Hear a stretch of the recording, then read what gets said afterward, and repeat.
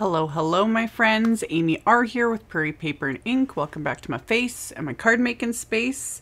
And for this video, this is for this week's Color Throwdown Challenge. I will have a link to that in my blog post, which is always linked directly below the video in the description box. Because like always, the Color Throwdown Challenge is open to anyone who wants to play along. It's just for fun.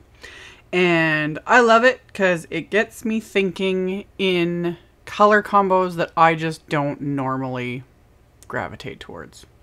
Which, this is another one that I had to think for a bit. And I was like, what am I going to do?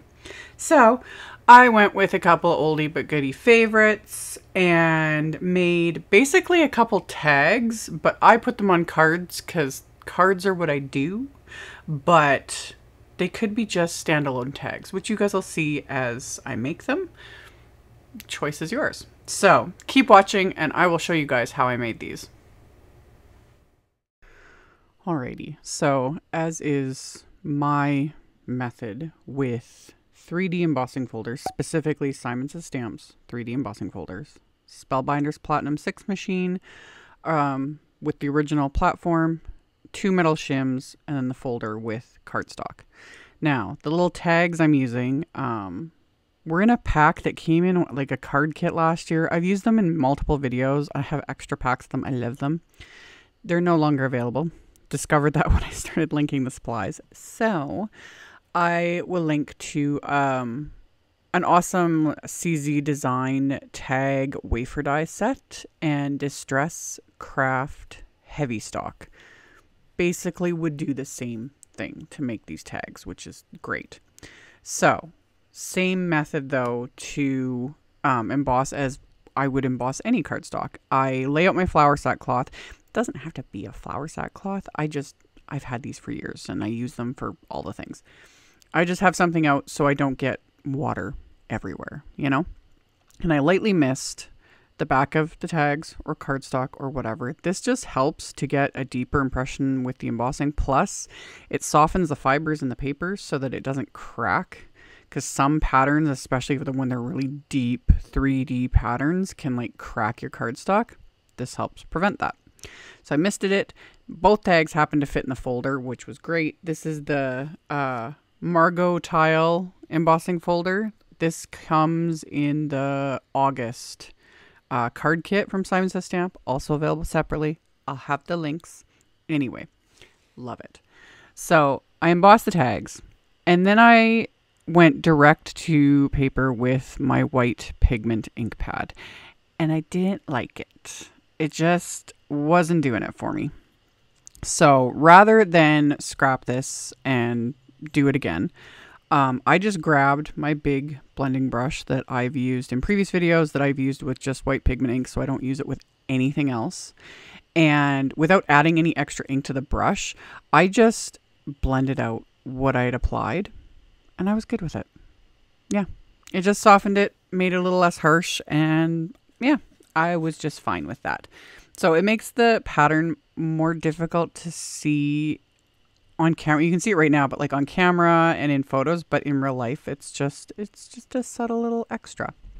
So then I die cut white cardstock and I use the new Daisy Heads wafer die set. I've already done a video using these. I loves them. And they're going to stay white. The color challenge this week is white, craft, and like a sage sort of green color. But what helps with anything you want to keep white, whether it be a floral or a polar bear, a snowman, you know, any of those things.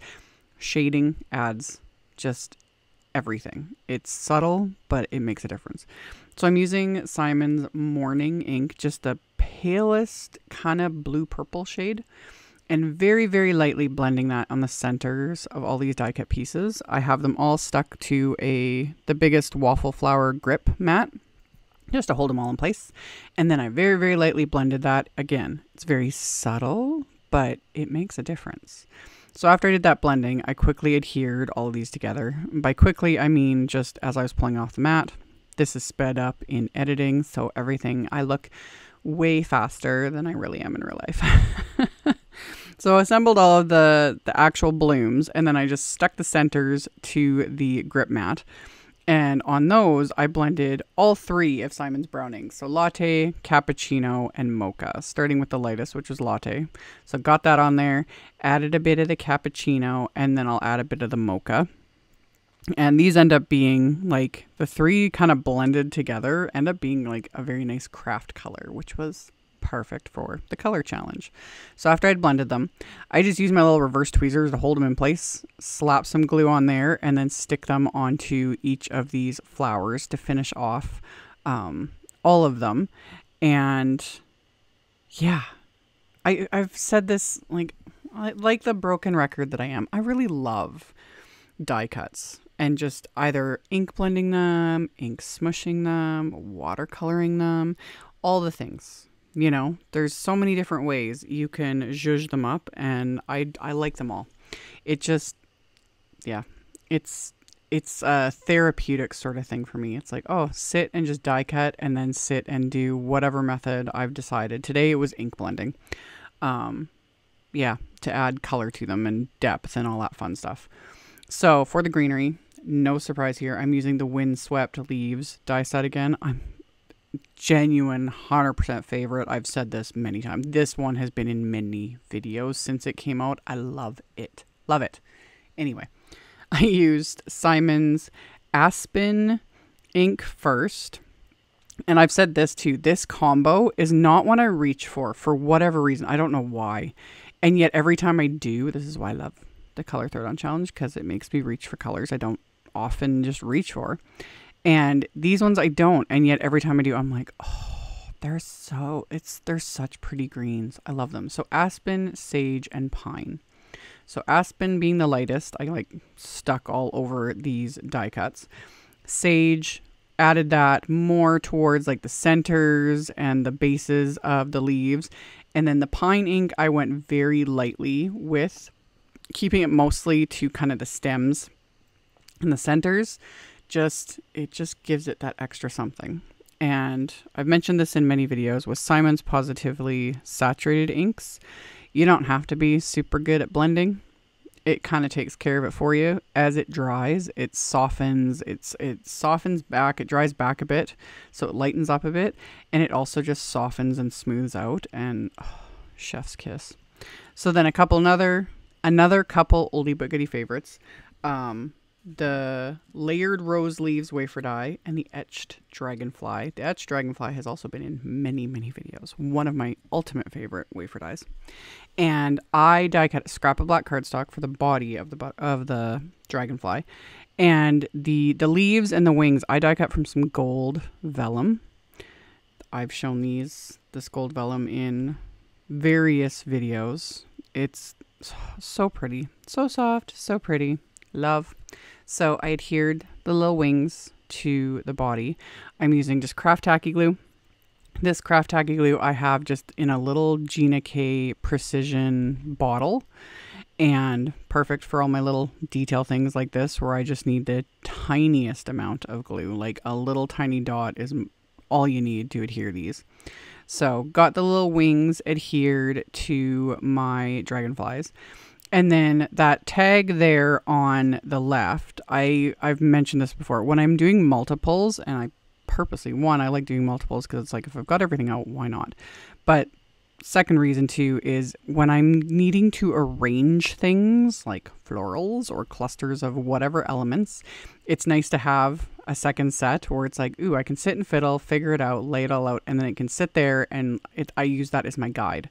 So I kind of left that where it was. And then with the other tag, I wrapped this is just some Mayart's twine. I've been using this a lot in recent videos.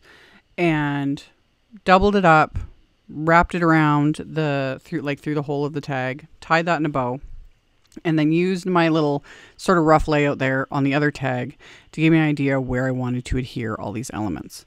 So I'm going to adhere the largest of those windswept leaves. Again, that curve of it is just fabulous. And then the vellum leaves, I'm going to adhere just with some thin foam squares. And I end up like placing this on my card front to make sure that nothing is like sticking past the edges because I didn't want to trim any of it off. Again, you could have these tags like just as is, you know, attach them to a gift or whatever, but 99% of the time I prefer just sticking them to a card. That's how I use tags. So I figured out how I wanted this layout all to be on this tag, and that, you know, nothing's hanging off past the actual card itself. Hanging off the tag is great. I love how that looks.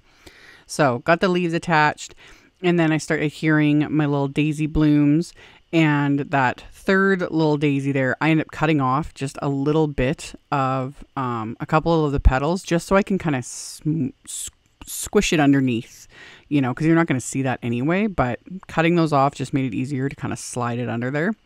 And then after I'd got that adhered, I repeated the process on the second tag, just glued it all into place. And then for my sentiment, I'm using one of the CZ Design, I think these are Reverse Gratitude. I'll have a link to the set, pre-printed sentiment strips. So I just wanted these thanks words. So I trimmed these down with my guillotine trimmer. And then I took my Memento Tuxedo Black marker and just went around the edges of these sentiments. So it just coats that exposed white cardstock. So it makes these look a little more seamless, just a little more finished.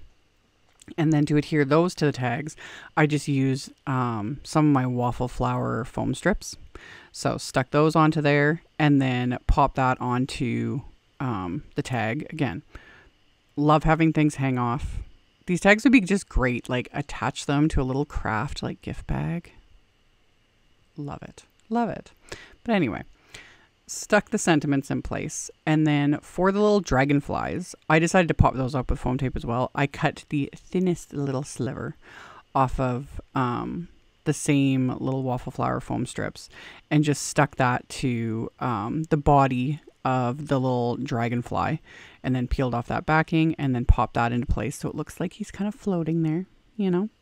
So did that with both of the little dragonflies. This is where these Simon, I've talked about this, these Simon Positively Everything scissors, man, I have been able to trim the stickiest of foam tape with these things, and they have been great. I love them.